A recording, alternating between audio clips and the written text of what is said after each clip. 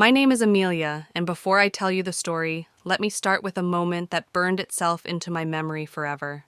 The champagne flute hit the floor with a sharp crack. Shards glittered under the chandeliers like broken stars scattering across the polished ballroom floor. Gasps echoed through the hall. James, my sister's brand new husband, was staring at her as if the world had just ended. His voice, jagged with rage, cut through the music. Explain that you slept with your sister's husband, that the child you are carrying might not even be mine. The crowd fell silent, frozen in shock. Guests stood motionless, some with forks halfway to their mouths, others gripping glasses so tight they might shatter too. My sister Linda, radiant in her white gown, stumbled back as if the words had physically struck her. Tears streaked her face, smudging the flawless makeup that had taken hours to apply. My husband Darren pushed forward through the stunned crowd. His face looked torn in two, pulled between me and her. He looked like an actor who had forgotten his lines, lost in the middle of the stage. James lunged at him, grabbing his tuxedo lapels, spitting accusations straight into his face. Darren's silence was the answer everyone feared. A single punch landed, echoing like thunder in the ballroom, and my husband fell to the ground, blood dripping onto the spotless white floor. The band stopped. The photographer kept snapping as if this chaos was part of the event. My parents stood frozen, my mother's hand pressed over her lips, my father's face purple with fury. And me, I was standing there watching the wedding I had helped plan for months, the wedding where I was the maid of honor, the wedding where I had smiled through every rehearsal and every toast. I stood and watched the world catch fire because I had lit the match. My name is Amelia, and this is how I destroyed the two people I once loved most, not with lies, not with violence, but with the truth they thought I would never uncover. It all began long before that shattered champagne glass. 7 months before the wedding, I believed my life was steady, secure, unshakable. I had a husband who still kissed my forehead each morning, a beautiful colonial-style house with white shutters and a wraparound porch, and a career that gave me purpose. My sister was my best friend, my partner in late-night calls and Sunday brunches. To the outside world, we were the picture of family. But appearances lie, and lies rot everything from the inside. That night at the wedding, when secrets exploded in front of 300 guests, I realized something powerful truth can destroy, but it can also set you free. And before I continue, I want to pause for just one moment. Tell me in the comments, where are you watching this from? I love seeing the places our community connects from it. Reminds me that no matter how painful or isolating betrayal feels, we are never truly alone.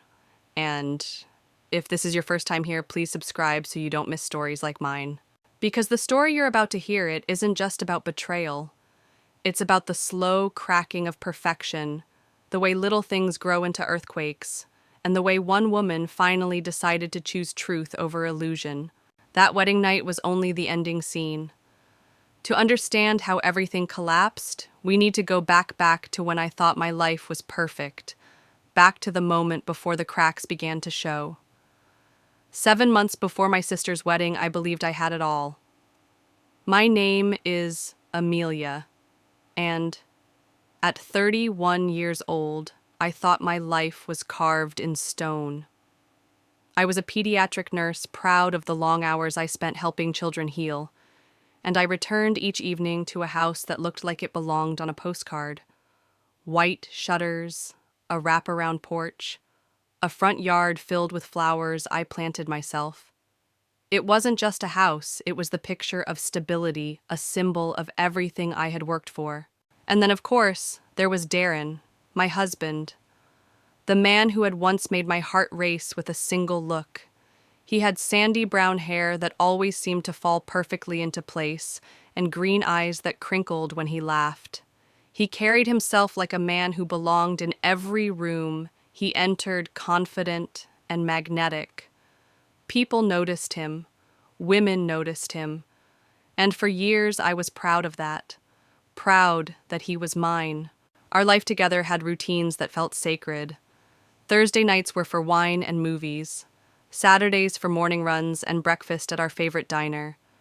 Evenings ended with him leaning down to kiss my forehead, whispering "Morning beautiful," as if it were a promise of tomorrow. 8 years of marriage had given us laughter, tears, heartbreak, and joy. We had weathered storms together like the miscarriage that left me hollow when Darren cried harder than I did.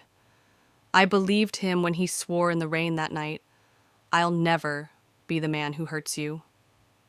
I clung to those words as if they were scripture. But perfection is fragile, and sometimes the cracks appear before you realize the foundation has shifted. At first it was nothing more than missed dinners. Working late, he said, pressing a kiss to my hair before disappearing into the night. Then weekends at the office. His phone, once left casually on the kitchen counter, suddenly lived in his pocket, locked behind a new passcode. I asked him about it, laughing nervously. He waved me off. New firm policy. Confidential clients. And because I loved him, because I trusted him, I believed it. Or maybe I wanted to believe it. Meanwhile, Linda was the opposite of me in every way. My younger sister wild, where I was steady, impulsive, where I was careful. She had golden waves that looked like they belonged in a shampoo commercial, and she made her living posting curated pieces of her life online. I used to tease her, "I save lives, you pose for them." She would laugh and say, "You got the brains, I got the beauty." Despite our differences, she was my best friend. We shopped together, swapped secrets late at night, and ate brunch with our parents every Sunday. So when she announced her engagement to James, a thoughtful tech entrepreneur who adored her, I was genuinely thrilled. I remember her bouncing on my couch, clutching my hands, begging me to be her maid of honor. "It'll be perfect," she squealed. Perfect. That word again. It was beginning to feel like a curse, because as the wedding planning consumed our weekends, dress fittings, cake tastings, endless venue tours, I began to notice things. Not about the flowers or the gowns, but about the way Darren smiled a little too easily when Linda entered the room, the way her eyes lingered on him just a moment too long. Once, as we flipped through floral arrangements, Linda sighed, "James is wonderful, but Darren, he has that whole sophisticated lawyer charm." Her words were light, playful, but for the briefest moment, her gaze darkened with something else. I told myself I imagined it. I had to. She was my sister, he was my husband, the people I trusted most. Looking back now, it's almost laughable how hard I tried to smother the truth. I clung to every memory that proved Darren's love for me. The honeymoon where he held my hair as I vomited from food poisoning. The way he whispered promises when we lost our baby. The man who once swore never to hurt me couldn't possibly betray me, but lies have a way of slipping through the cracks. I didn't know then that I was already standing on the edge of disaster. I didn't know that the man who kissed my forehead each morning had already kissed my sister's lips in secret.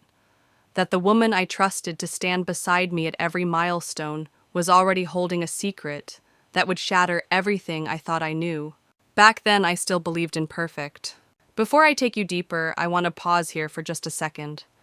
If you're listening to this and you've ever thought your life looked perfect from the outside but felt shaky underneath, leave a comment.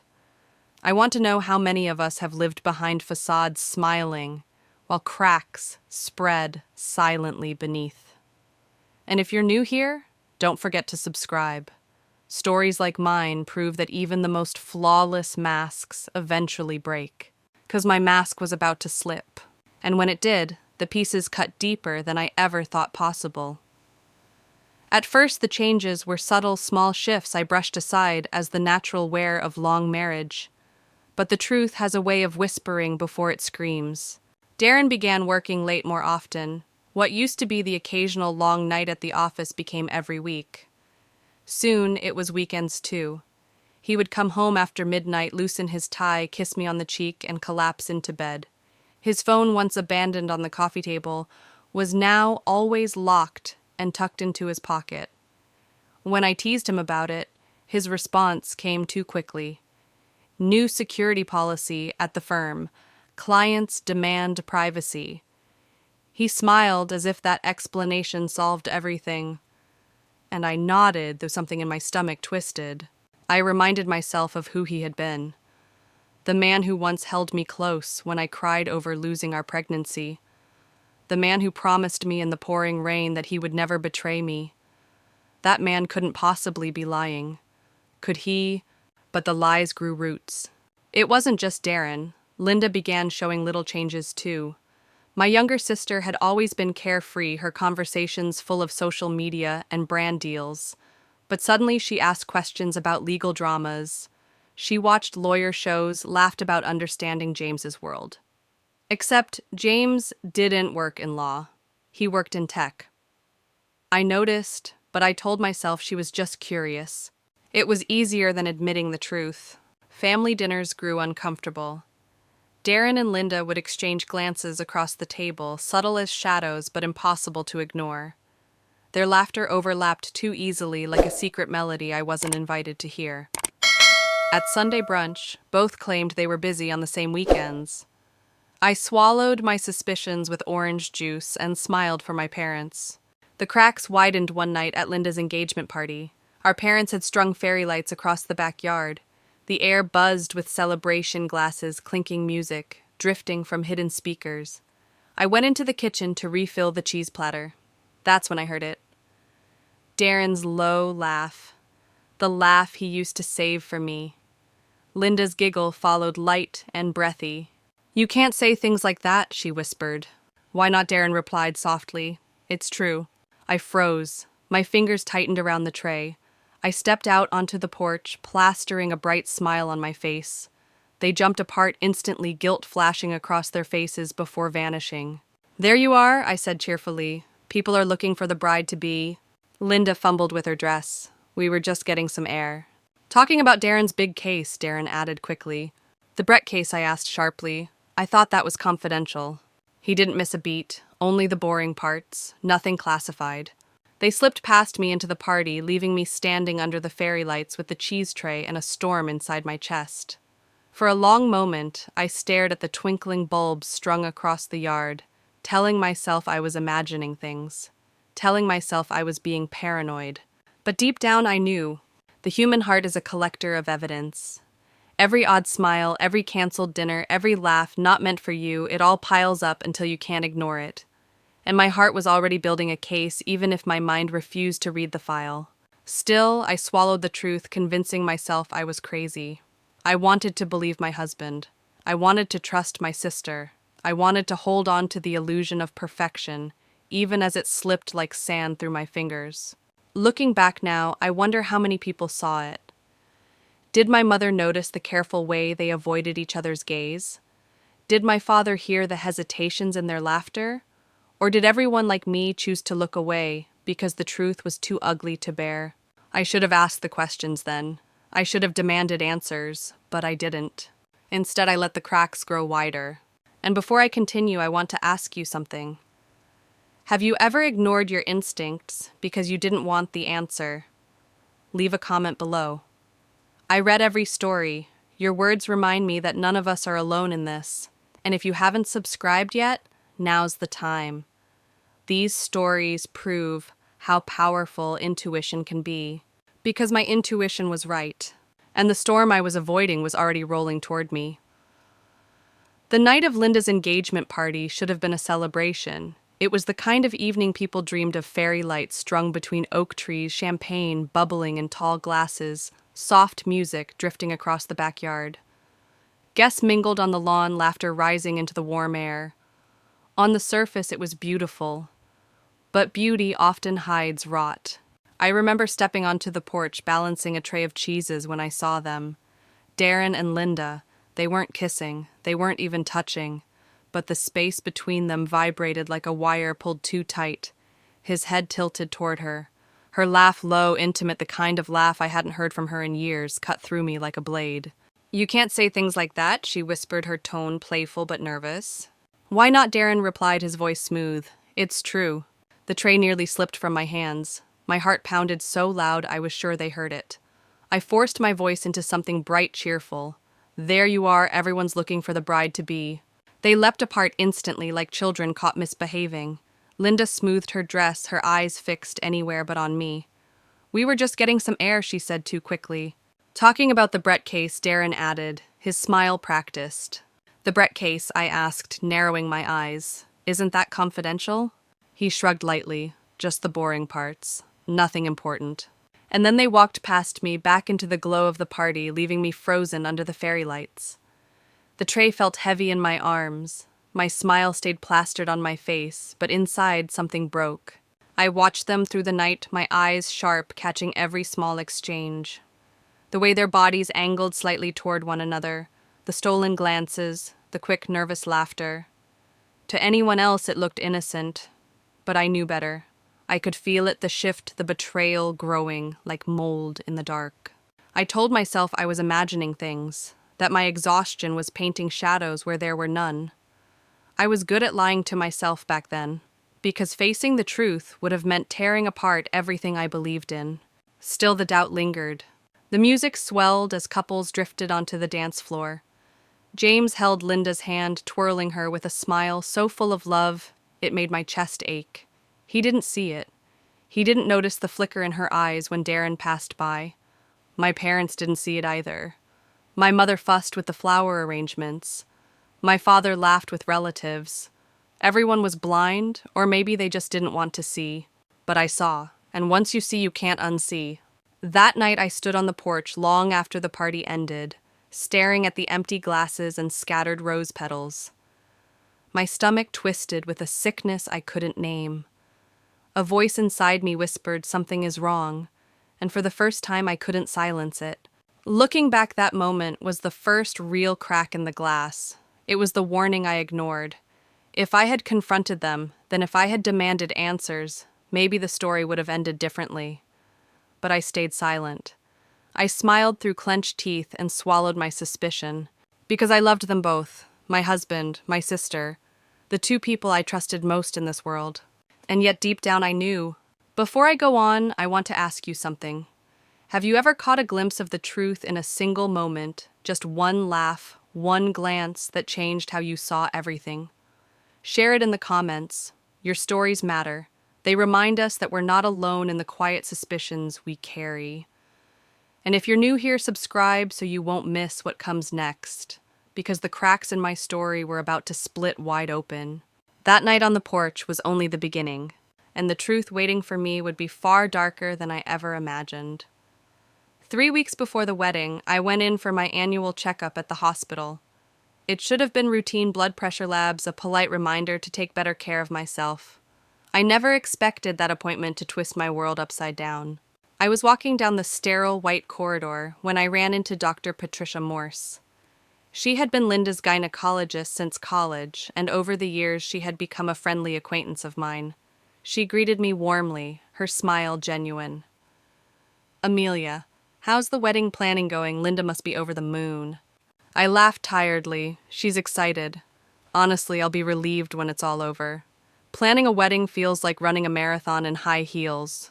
Patricia chuckled, then her expression softened. "Well, just make sure she takes it easy, okay? First trimester can be rough." The words echoed in my ears, distant and distorted like I was underwater. First trimester. My mind repeated it again and again. First trimester. I forced a smile. Oh, she hasn't told me yet. Patricia's face drained of color. She didn't— "Oh my God, Amelia, I thought the family knew. I just assumed—" "She's private about these things," I interrupted quickly, my voice steady though my hands trembled. "Of course I know. I just didn't realize you did." Relief washed over Patricia's face. "Yes, well, give her my best." She hurried away, leaving me stranded in the hallway, the floor spinning beneath my feet. Linda was pregnant. My little sister was carrying a child. But instead of joy, all I felt was dread crawling through my veins like ice. I did the math, slowly, carefully. If she was in her first trimester, now that meant conception had been roughly 8 weeks ago. 8 weeks ago. My mind raced back to the engagement party, the porch, the laughter I had overheard, the way they had jumped apart when I appeared. No, I told myself. James was the father. He had to be. They were getting married. They were happy. That was the logical answer. But the timing lined up too perfectly. My stomach twisted so violently I had to grip the wall to keep myself upright. That night I lay awake beside Darren, staring at the ceiling while his steady breathing filled the room. He had no idea that Patricia's slip had cracked open the fragile wall I had built to hold my suspicions at bay. He had no idea that I was already counting weeks, already measuring timelines, already whispering to myself that maybe the unthinkable was true. But love is stubborn. Hope is cruel. I told myself I was crazy, that I was seeing shadows where there were none. Yet every time I closed my eyes, I saw Linda's face, her glowing smile, the way her hand drifted unconsciously toward her stomach. And beneath it all, the whisper of betrayal grew louder. I had two choices: bury my suspicions and carry on, or face the truth head on. I wasn't ready to burn my world down, not yet. But the decision was no longer in my hands. The truth was coming whether I wanted it or not. And when it arrived, it would consume everything. Before I continue, I want to ask you something personal. If someone you trusted with your whole heart suddenly showed cracks in their story, would you dig for the truth, or would you cling to the comfort of lies? Tell me in the comments. I read them all. And don't forget to subscribe, because what came next for me was proof that denial only delays the inevitable.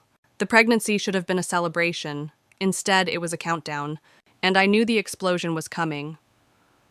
Once suspicion takes root, it grows like ivy, twisting, climbing, choking every part of your mind, until you cannot think of anything else. After hearing Patricia's words about Linda's pregnancy, I couldn't ignore it anymore. I needed proof. Not whispers, not guesses. Proof. Darren always kept his home office locked. He said it was for attorney-client privilege, confidential files, but I knew better. Years ago, when he lost his key, I had a duplicate made for emergencies. He never asked about it again, assuming I had thrown it away. He was wrong. One evening after he left for another late meeting, I stood outside that office door, my hands shaking around the small brass key. For a long moment, I couldn't move. Opening that door meant crossing a line, but the truth was already clawing at me. I slid the key into the lock. The click sounded like a gunshot in the silence. His computer sat on the desk, glowing faintly, password protected. Darren always thought of himself as clever, but his arrogance blinded him. I tried our wedding anniversary month, day, year. The screen unlocked instantly. My heart sank. How could something as sacred as our vows become a shield for his secrets? I searched emails. Nothing incriminating. I checked browsing history. Clean. Too clean. Almost rehearsed. For a moment, I thought I had been wrong, that my paranoia had spun lies out of shadows. But then I remembered a line from a true crime podcast: "People always forget the cloud." My fingers trembled as I opened his photo backups. Thousands of images scrolled past family gatherings, work dinners, casual selfies, normal life. But tucked inside a folder labeled legal research was something entirely different. The first image stole my breath. Linda at the beach, hair whipping in the wind. Then a selfie in a hotel bar, her hand on his chest, his arm curled possessively around her waist. My pulse thundered. One after another, the photos revealed a story I never wanted to see.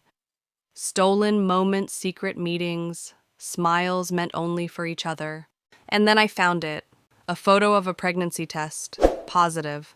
The timestamp said 2 weeks after the engagement party. The background wasn't neutral or random. It was my bedroom, my bed, our sheets. I clapped a hand over my mouth to stop the scream that threatened to tear through me. My chest burned, my eyes blurred with tears. I sat there staring at that single photo until it seared into my brain an image I could never erase. Somehow I still had the presence of mind to cover my tracks. I closed every file, cleared the history, locked the office behind me. Only then did I run to the bathroom, falling to my knees over the toilet as bile rose in my throat. That night I crawled into bed beside Darren. He kissed my forehead, whispering, "I love you," as if those words still had meaning. I stared into the dark, silent, a storm brewing inside me. He thought he had fooled me. He thought I would never know. But I knew now, and I would not forgive. Over the next days, I became an actress in my own life. I smiled at breakfast, kissed him goodbye at the door, helped Linda choose flowers, dresses, shoes. At the rehearsal dinner, I stood beside her, raised my glass, and gave a speech about love and loyalty. She hugged me tightly afterward, pressing her slight baby bump against me. "I'm so lucky to have you," she whispered. And I smiled because that was what sisters were supposed to do. But inside, I was already planning her ruin. Before I move forward, I want to ask you this.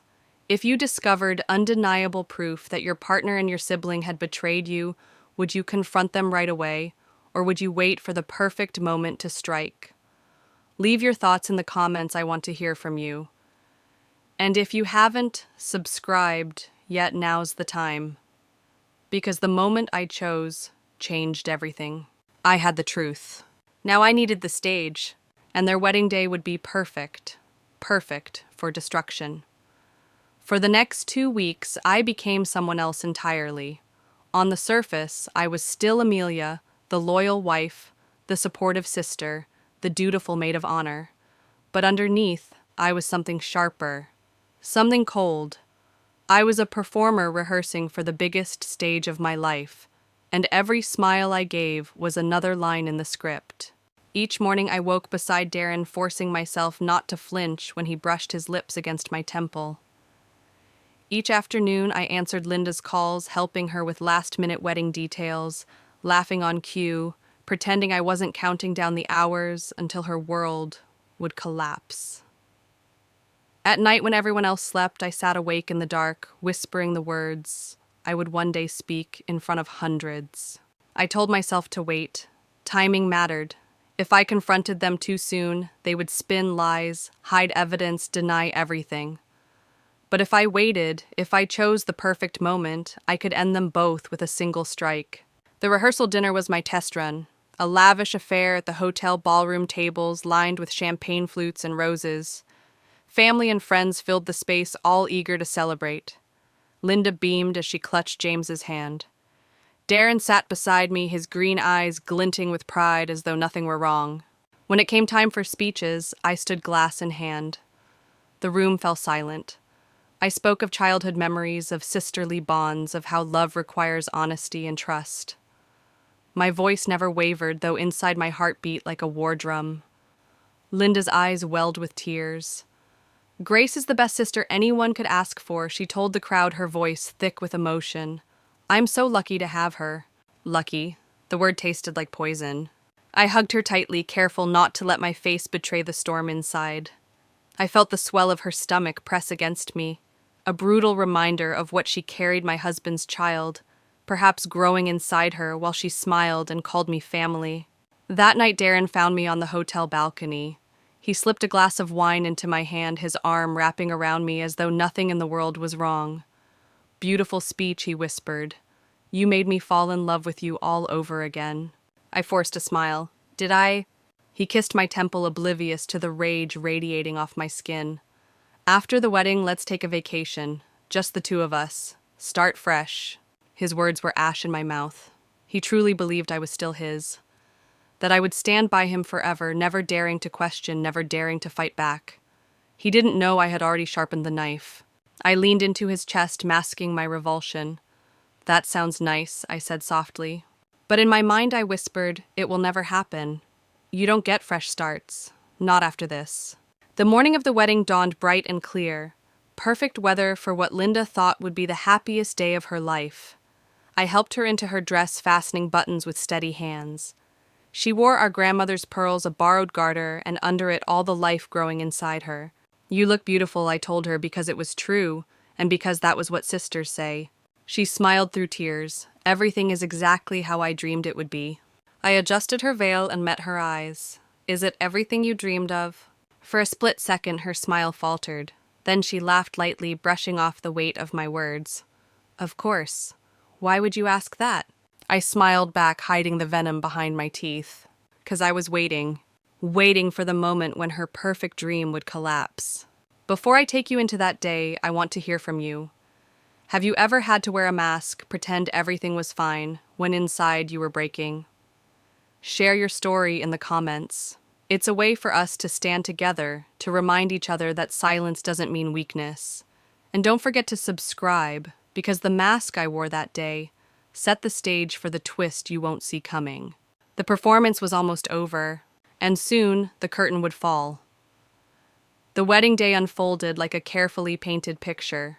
The church was packed with over 300 guests, sunlight spilling through stained glass, music swelling as the ceremony began. From the outside, it was flawless, a dream wedding. But I knew better. I walked down the aisle ahead of Linda, my bouquet trembling slightly in my grip. Darren stood among the groomsmen at the altar, his tuxedo crisp, his smile practiced. When his eyes met Linda's as she entered, I saw it. That same expression he once reserved for me, the look that used to make my knees weak. Now it was hers. The vows were spoken, rings exchanged, and applause thundered through the church. "You may kiss the bride," the minister said, and James kissed his new wife with tears in his eyes. Guests cheered, clapped, and rose to their feet. I clapped too, my smile fixed, though my chest ached with a truth no one else knew. The reception at the Riverside Country Club was extravagant. Crystal chandeliers glittered above, a 10-piece band filled the air with music. Ice sculptures gleamed on every table. Every detail screamed luxury. Darren and I sat at the head table with the rest of the wedding party, the perfect couple, smiling for photos. He slipped his hand onto my back, brushed his fingers against mine. 6 months earlier, that touch would have thrilled me. Now it made my skin crawl. "You look beautiful tonight," he whispered. I forced a smile. "As beautiful as the bride." He chuckled softly. "No one is as beautiful as the bride on her wedding day." I tilted my head, my smile sharp. "Ah yes, the rules. You've always been so good at following those." He gave me a puzzled look, but was distracted as the best man rose to give his speech. Laughter filled the hall, stories of James and Linda's romance jokes about children and happily ever after. Linda's hand drifted to her stomach at that last part. I clenched my jaw so hard it ached. Then came my turn. I stood tapping my glass with a spoon. The room quieted, hundreds of eyes turning toward me. I smiled, the perfect maid of honor, and began. "Linda and I have been through everything together. Childhood adventures, teenage heartbreaks, adult challenges. And now I've watched her grow into the radiant woman standing here tonight." Tears filled Linda's eyes. James beamed at me, full of gratitude. Darren looked at me with pride, completely unaware of what was coming. "But the thing about love," I continued, my voice steady, "is that it requires trust. Absolute, unshakable trust. Secrets are poison, and honesty is the only foundation strong enough to last." A ripple of unease passed through the crowd. Linda's smile faltered. I raised my glass. "So here's to James and Linda. May your marriage be built on truth. May you never have secrets between you." Applause rang out. Guests toasted. Darren leaned over and kissed my cheek. "Beautiful speech, baby. You always know what to say." I squeezed his hand so hard his knuckles whitened. "I learned from the best," I whispered. That was only the rehearsal. The real performance was yet to come. Later, as the band played soft music and James led Linda to the dance floor, the photographer circled them, capturing what everyone thought was bliss. Darren leaned close to me. "They look happy, don't they?" "Looks," I said, my tone flat, "can be deceiving." Before I continue, let me ask you, if you were sitting there holding on to the kind of truth that could shatter an entire family, would you stay silent to protect appearances, or would you dare to speak? Leave your thoughts below. I read every single comment. And if you haven't subscribed yet, this is the moment. Because what happened next turned that flawless wedding into the stage for the ugliest truth. The champagne was flowing, the band played louder, laughter echoed, and I knew my time was almost here. The celebration carried on with music and laughter, but I was no longer part of it. My body was there, seated at the head table, but my mind was sharp and restless, scanning every detail like a detective at a crime scene. I watched Linda carefully. She glowed, yes, but not only with bridal bliss. There was a different kind of glow, the kind that came from life growing inside her. Every time someone joked about children, her hand brushed her stomach as if by instinct. Darren noticed, too. I caught the faint flicker in his eyes each time she did it. He tried to mask it with a smile, but I saw through him. I saw everything now. As the night wore on, I excused myself from the crowd and slipped away to the bridal suite. The hallway was quiet, the muffled sound of music barely reaching me. Inside the room was empty, except for Linda's belongings neatly arranged. Her phone sat on the dresser, plugged into a charger. My heart pounded.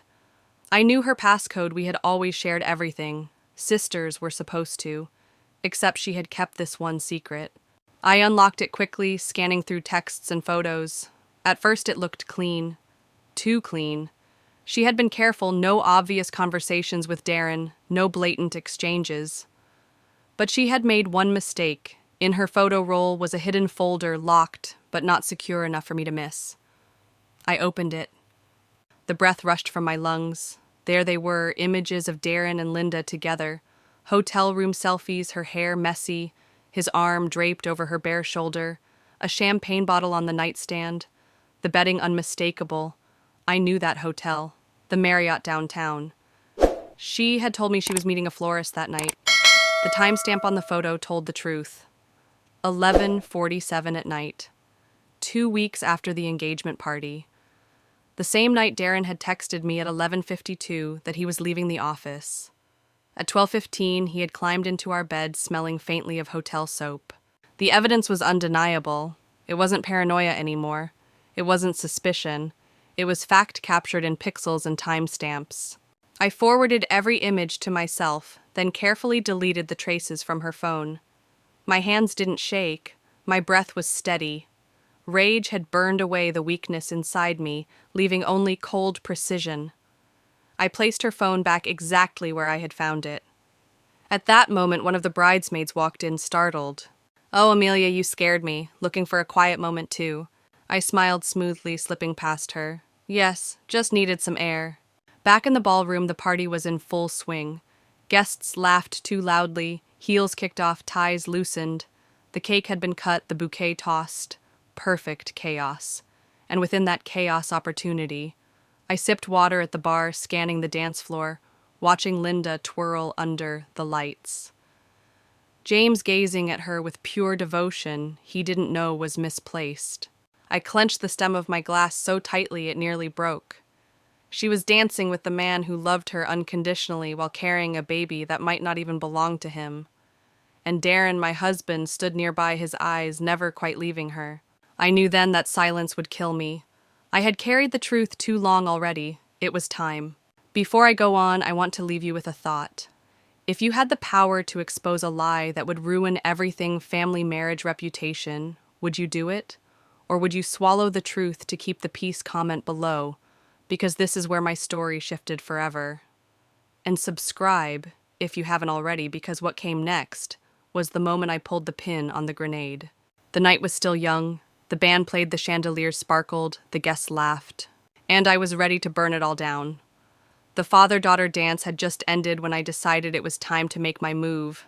Guests were teary-eyed, recording on their phones, clapping as Linda twirled under our father's arm. To everyone else, it was tender. To me, it was sickening.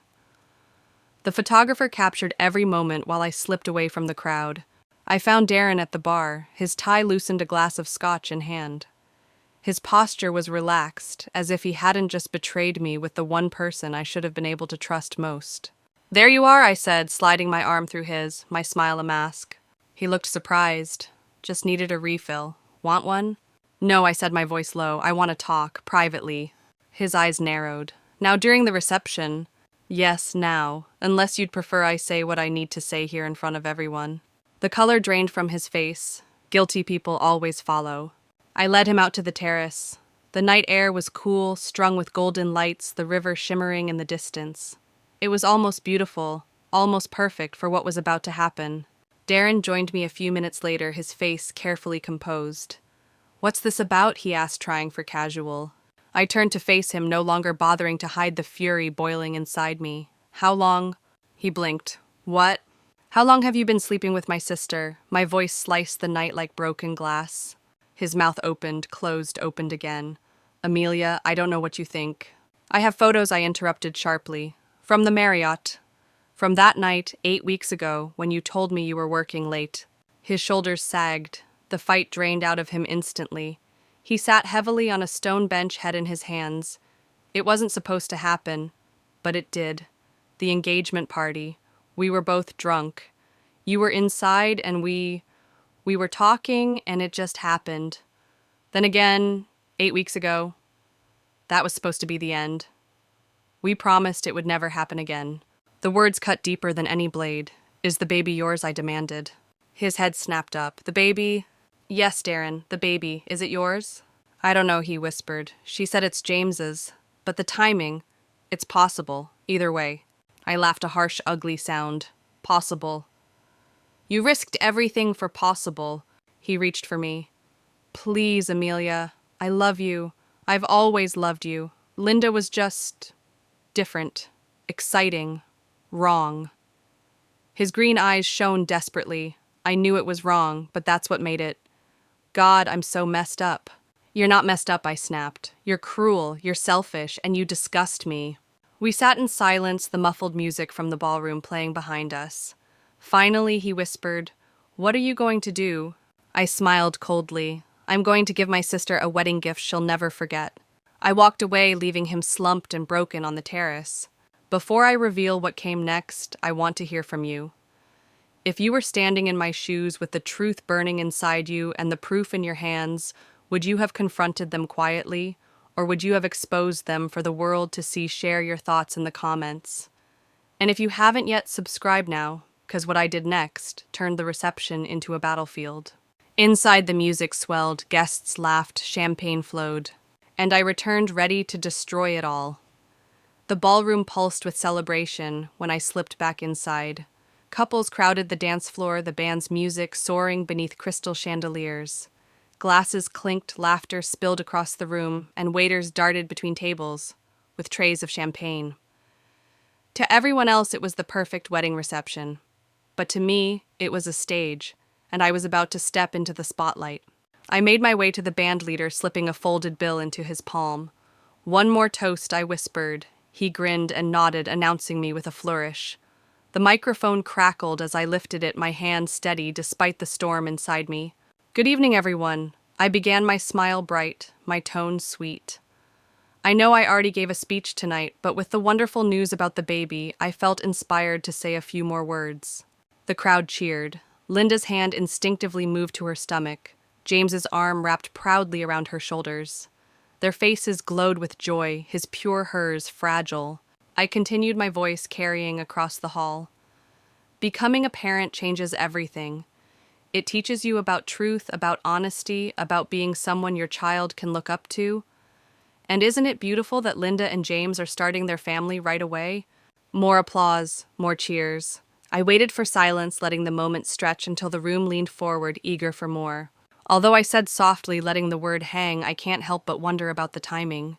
A nervous laugh rippled through the guests. Linda's smile faltered, her knuckles whitening around her champagne glass. You see, I went on 8 weeks ago was a busy time. Wedding planning, work obligations, late-night meetings. I paused, my eyes locking on hers. I remember one night in particular. Linda, you told me you had a meeting with the florist at the Marriott. Isn't that right? The blood drained from her face. Murmurs rose across the room. James frowned, looking between us. And Darren, I said, shifting my gaze to my husband, who had just entered from the terrace, his face tight with dread. You were working late that night, too. What a coincidence that you both happened to be at the same hotel. The ballroom went silent, too silent, the kind of silence where everyone senses a knife hanging in the air. I smiled sweetly, but I'm sure it's nothing. Just a funny little overlap in busy schedules.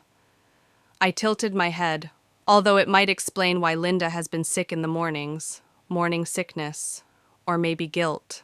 Gasps erupted. My mother's voice sliced through the chaos. Amelia, what are you doing? I turned toward her, still smiling. I'm telling the truth, Mother. Something that seems rare in this family tonight.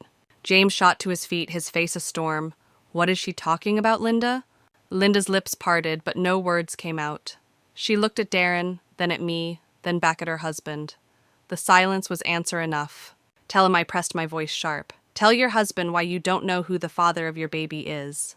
James's champagne flute shattered on the floor, the sound echoing like a gunshot. The ballroom erupted into chaos, gasps, shouts, guests scrambling to their feet. Linda reached for James, sobbing. Please let me explain. But he stumbled back, devastation carved across his face. In that moment, the perfect wedding collapsed into ruin.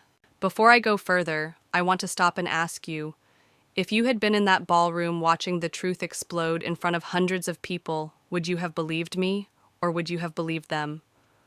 Drop your answer in the comments, and don't forget to subscribe, because the fallout from that moment was far worse than even I imagined. Because what began with shattered glass would end with shattered lives.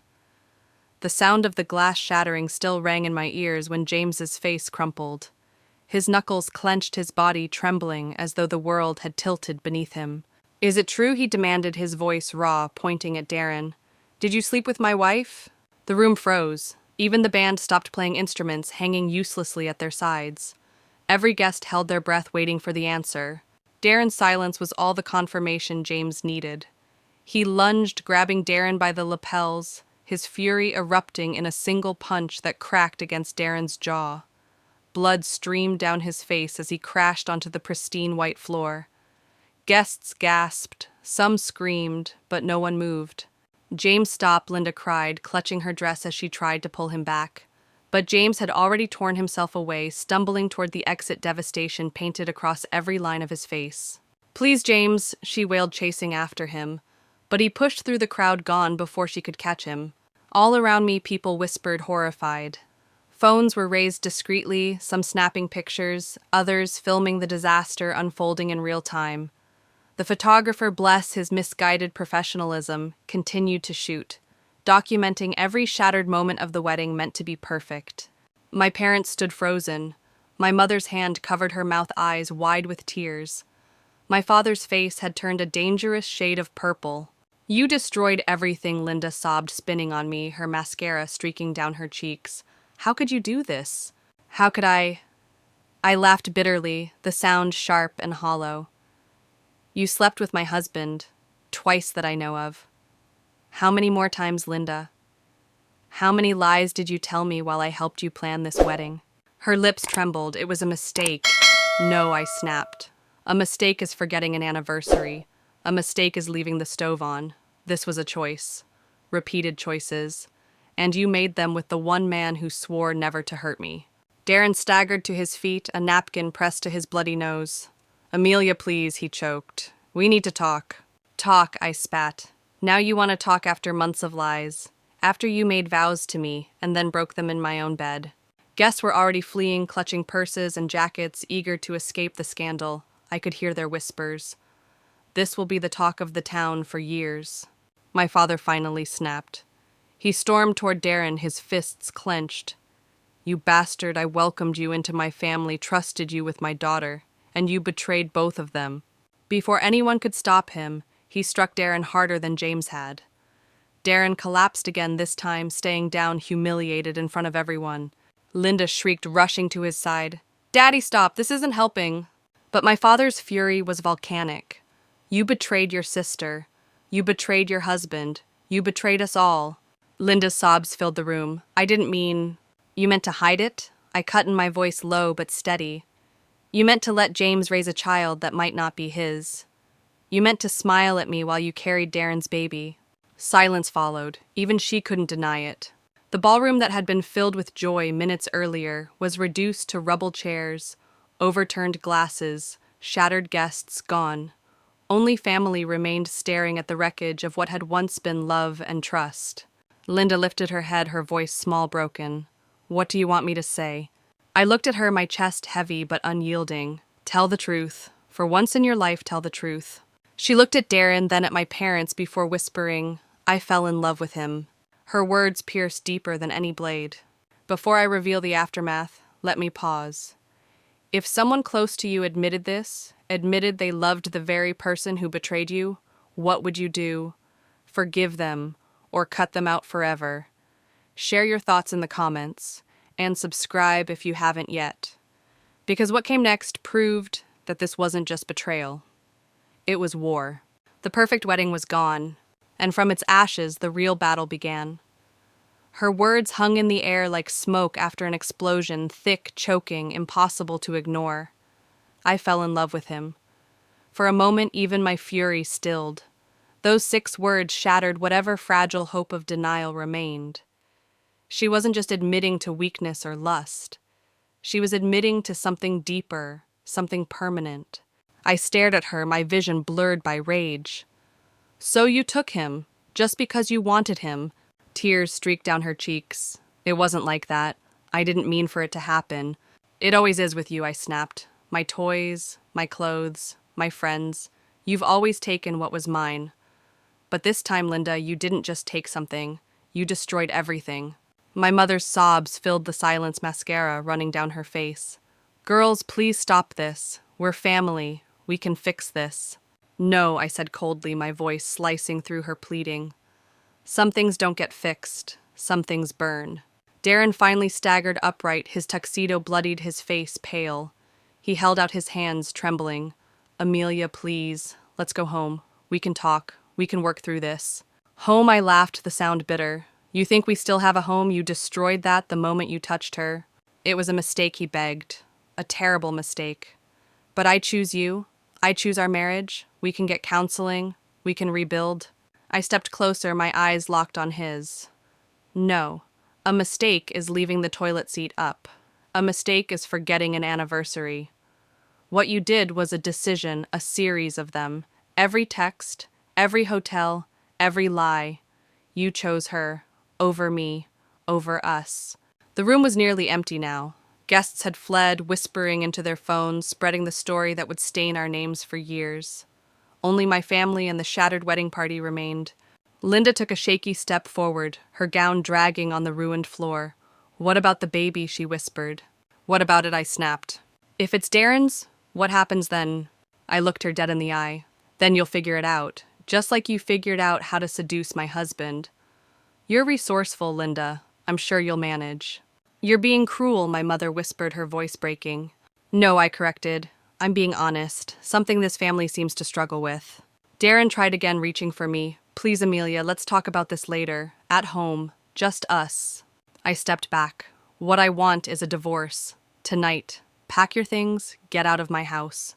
He shook his head, desperate. Be reasonable. I smiled, sharp as glass. I've been reasonable for months. Reasonable when you worked late. Reasonable when you smelled like her perfume. Reasonable while you lied to my face. I'm done being reasonable. The silence that followed was heavy, broken only by Linda's muffled sobs. My father stood stiff, his jaw clenched, eyes burning with a mix of shame and fury. He didn't stop me. He didn't defend them. I turned, my heels clicking against the marble floor as I walked toward the exit. My voice carried behind me, low but clear. Don't follow me, any of you. And with that, I left the ruins of a wedding behind. Before I move forward, I want to pause. If you were me, would you have left that ballroom quietly, or would you have stood your ground until every secret was dragged into the light? Comment below, I want to know how you would have handled it. And don't forget to subscribe, because the choices I made after walking out of that room were colder and sharper than anything I had ever done before. The night wasn't over. For Darren and Linda, the devastation had only just begun. The ballroom doors closed behind me, but the echoes of chaos followed. Shattered glass, raised voices, sobs, all of it chased me into the night air. The Riverside Country Club, with its chandeliers and polished marble, had become a graveyard of trust. But for me, the night wasn't over, not even close. I drove home still in my bridesmaid dress, the sequins catching glimmers of passing streetlights. The radio played a love song. I twisted the dial off with a snap. Love songs were lies, and I wasn't listening to lies anymore. Inside the house, the silence wrapped around me like armor. But silence doesn't mean stillness. My mind was alive, spinning, sharpening. I wasn't just betrayed. I wasn't just humiliated. I was going to end him. I headed straight for Darren's office. I knew every drawer, every folder, every hiding place. Years of marriage teaches you where the skeletons live. I pulled files, bank statements, investment portfolios, and there it was, the paper trail he thought no one would follow. Company credit card charges, hotel rooms, dinners, all filed neatly under client meetings. Only I knew the truth. Those meetings had nothing to do with clients. They had everything to do with Linda. I gathered the documents and dialed a number I knew would answer. Harold, Darren's managing partner. Amelia, he said, groggy, confused. Is everything all right? Shouldn't you be at the wedding? The wedding's over, I said flatly. And you should know your partner has been using the company card for personal expenses, hotel rooms specifically, for his affair. Silence, then a heavy sigh. I have the statements, I continued. Dates times charges. Would you like me to email them, or should I bring them to Monday's meeting? Email them, Harold said quietly. I'll handle this internally. Good, I replied, hanging up before he could ask anything else. Darren's career was finished, but I wasn't done. I opened Facebook, scrolling through the flood of photos guests had already posted from the ceremony. Smiling faces, a perfect couple, a perfect night. I created a new album, The Truth About the Perfect Wedding.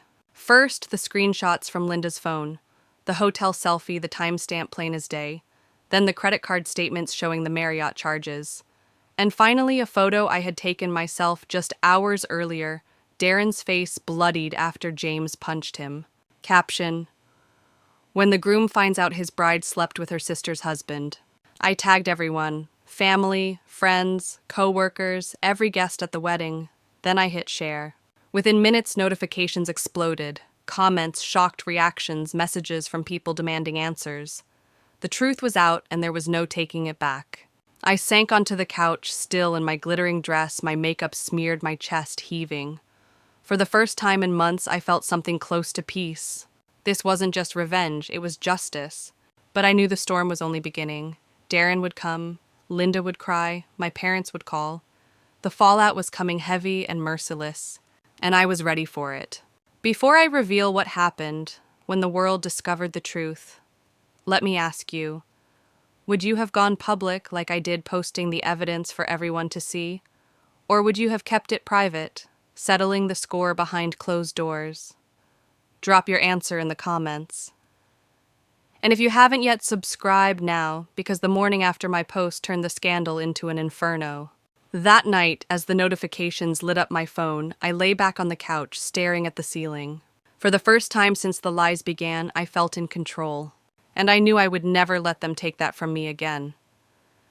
I woke up still in my bridesmaid dress, the sequins rough against my skin, the smell of stale champagne clinging to the fabric. My phone buzzed relentlessly on the coffee table. 47 missed calls, more than 100 messages. Darren, Linda, my parents, mutual friends, even numbers I didn't recognize. The whole town had seen my Facebook post. Then came the pounding on the door. I rose slowly, straightening my hair in the mirror, wiping away the smudges of mascara. I wanted him to see me calm, composed, untouchable. When I opened the door, Darren stood there in his blood-stained tuxedo, his eyes red and glassy. He reeked of whiskey. "You ruined my life," he slurred. "No," I corrected, my voice icy. "You ruined your life. I just made sure the world knew about it." "They suspended me," he croaked. Harold called. "I'm under investigation. Do you know what this means?" "It means you should have thought twice before charging hotel rooms for your affair to the company card," I snapped. His shoulders sagged, but then he thrust his foot in the doorway, blocking me from shutting it. "I have nowhere to go." "Not my problem." 8 years, he pleaded. 8 years of marriage, Amelia. You're really throwing it all away over one mistake. 2 mistakes, I said coldly. At least 2 that I know of. And yes, you threw it away. Not me. His voice cracked. What about forgiveness? What about working through problems? I leaned closer. What about not sleeping with my sister? He flinched as if I had struck him. The Facebook posts, he whispered. Take them down. Please. They're defamation. Defamation. I laughed bitterly. They're the truth.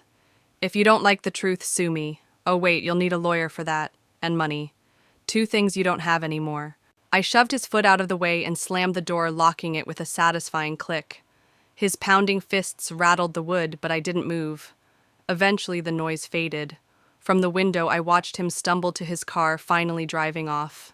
Moments later, my phone lit up again. This time it was my father. What have you done, Amelia? His voice was low, heavy with disappointment. What I had to do. Your mother is beside herself. Linda is devastated. James has left her, and he's filing for annulment. Good, he deserves better. And the baby, he pressed. It's not my problem, I said flatly. There was a long silence. Then your mother wants to have a family meeting.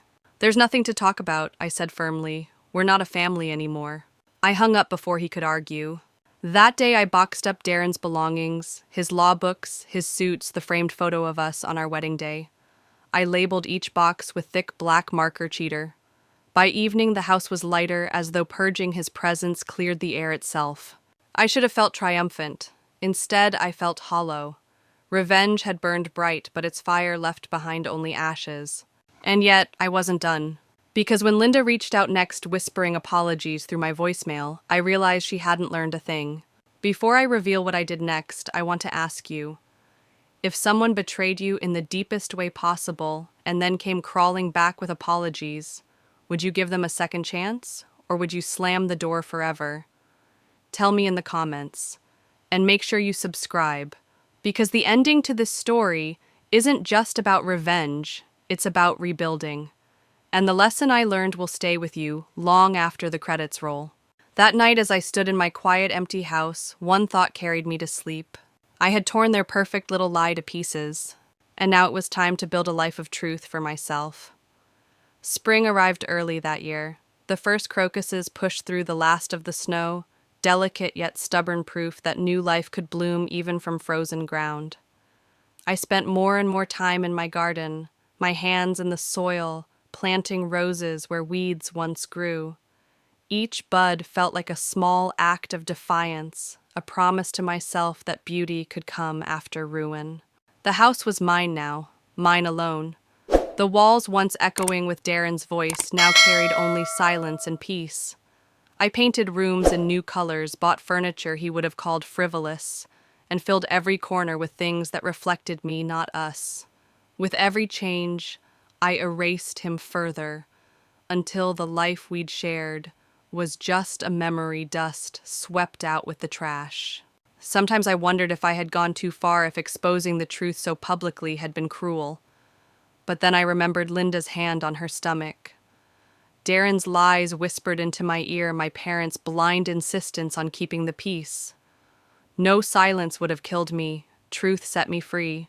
Healing didn't come all at once. It was slow, like the roses that needed time to root before they bloomed. Some days the anger still clawed at me, but other days I felt something lighter, steadier peace. I started leading a small group for women who had been betrayed. Sharing my story gave my pain purpose. Watching them find strength reminded me that my own survival mattered too. My name is Amelia. This isn't a story about happily ever after. It's a story about after betrayal, after destruction, after the truth tore everything down. And sometimes, after is enough.